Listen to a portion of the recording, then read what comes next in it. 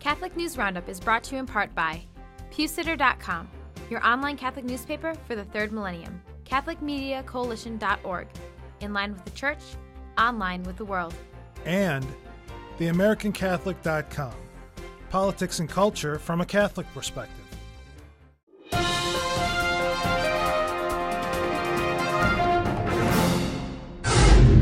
Hello and welcome to today's edition of Catholic News Roundup. I'm Matthew McAuliffe. John Paul Center finally finds a buyer. Many questions and concerns are being raised regarding the multi-million-dollar John Paul II Center in Washington, D.C., now that the Knights of Columbus have announced that they will be buying it.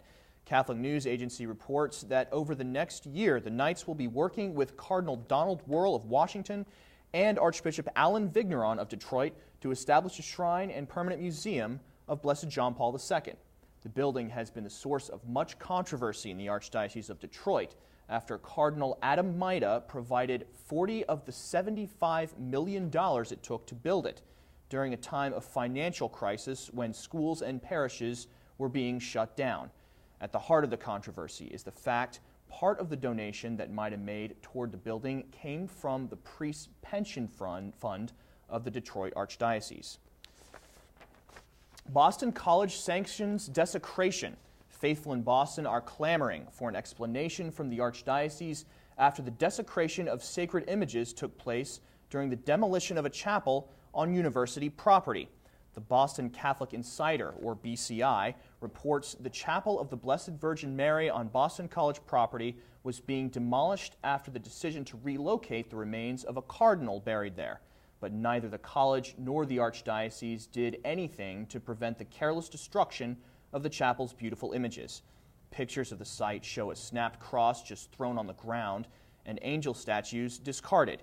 The BCI also points out that it is a criminal offense to deface or cause damage to holy statues in America, and gives specific examples in the news of perpetrators being tried for such behavior. Please read the full article on our resource page by clicking the link right outside the screen. Pro-lifers under fire. A judge has ruled that a former congressman can proceed in his defamation suit against a prominent pro-life organization. The case stems from statements made by the group called the Susan B. Anthony List for calling out former Congressman Steve Driehaus as an abortion supporter for voting in favor of Obamacare after he marketed himself to voters as a pro-life candidate. According to Fox News, Driehaus is calling Susan B. Anthony's declarations flat-out lies, saying they inflicted, quote, reputational and economic harm. Many are looking at this case as a test to the freedom of speech on whether or not one can publicly criticize a politician who is running for office. You can read more about this case on our resource page by clicking the link right over here.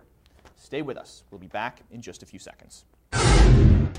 Catholic News Roundup is brought to you in part by NewOxfordReview.org, the voice of Catholic Orthodoxy, in print and on the web, and RenewAmerica.com, expanding the influence of America's grassroots in the cause of freedom. Massive pro-life rallies. As many as 20,000 people flocked to two pro-life rallies held in the Philippines last week, organized by Human Life International.